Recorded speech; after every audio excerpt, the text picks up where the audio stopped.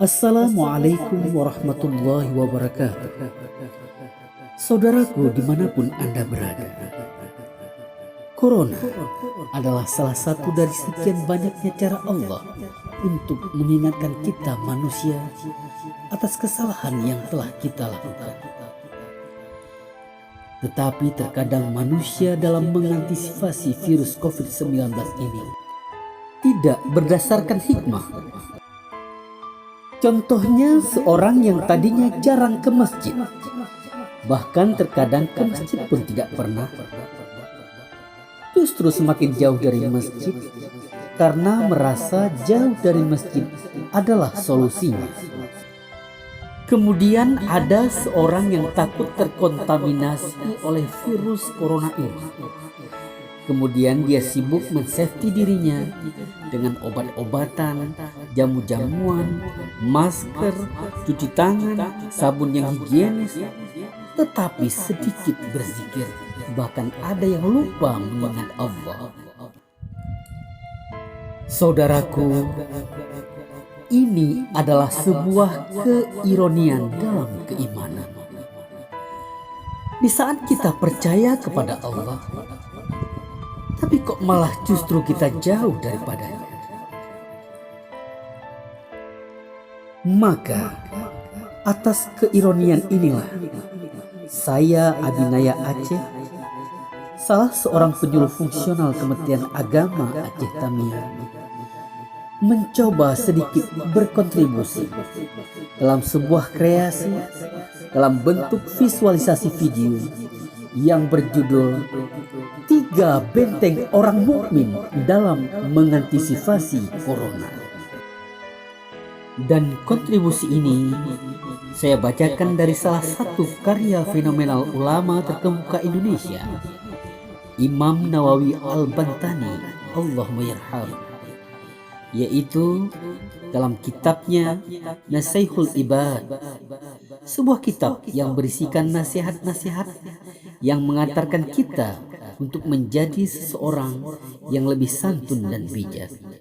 Selamat menghayati, semoga bermanfaat. Assalamualaikum warahmatullahi wabarakatuh. Ada 3 benteng orang mukmin. Ka'ab al-Akhbar, seorang pendeta Yahudi yang masuk Islam pada masa Umar bin Khattab radhiyallahu an, mengatakan,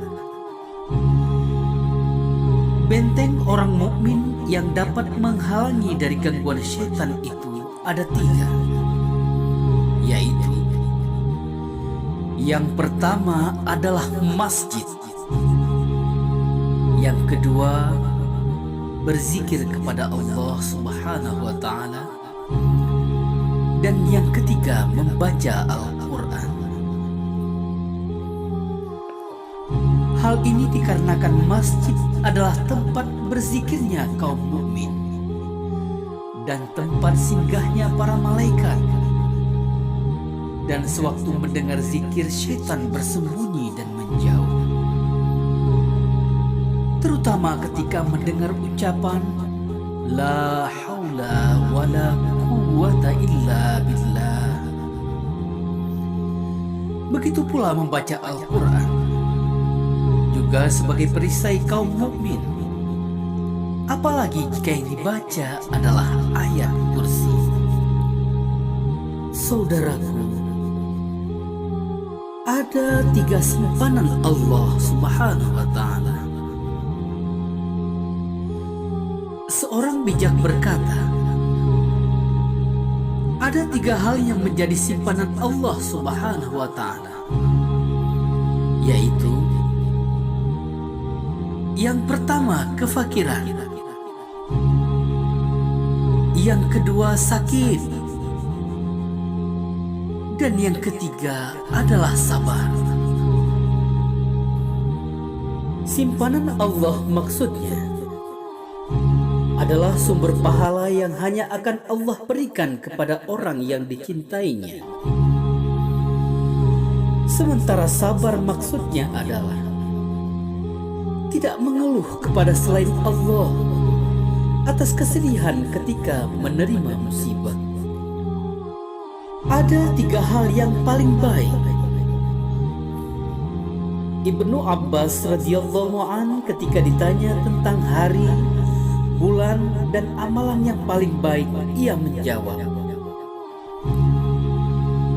khairul ayyami yaumul jum'ah, wa khairul syuhuri syahru ramadan, wa khairul a'mali as-salawatul khamsu liwaktiha.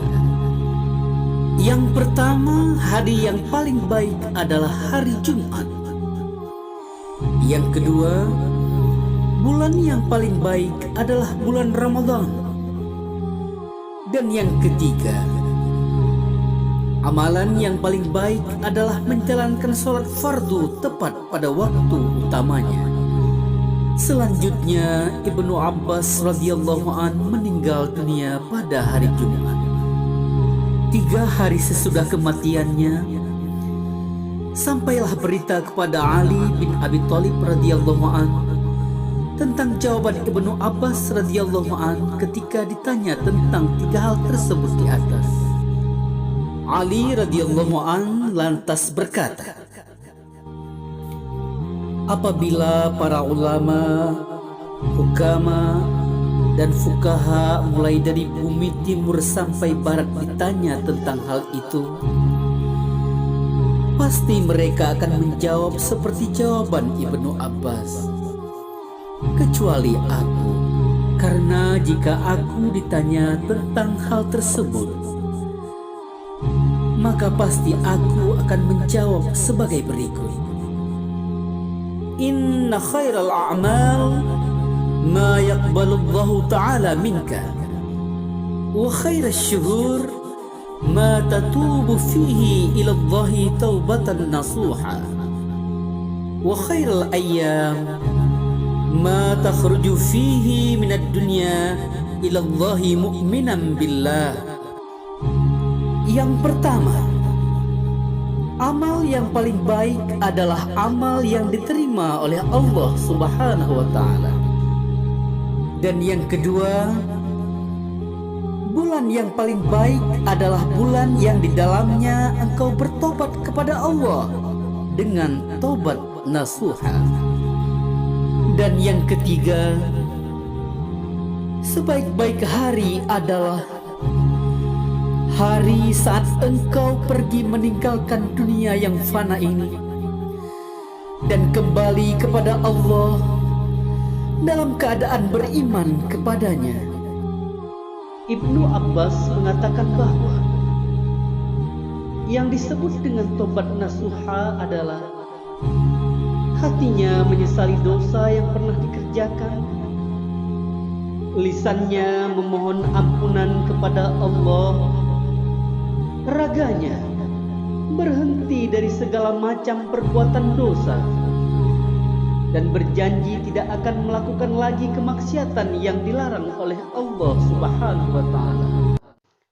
Saudaraku dimanapun Anda berada, demikianlah nasihat-nasihat yang tersebut dalam kitab Nasihul Ibad kali ini. Semoga bermanfaat. Terima kasih atas segala perhatian. Mohon maaf atas segala kekurangan. Wassalamualaikum warahmatullahi wabarakatuh.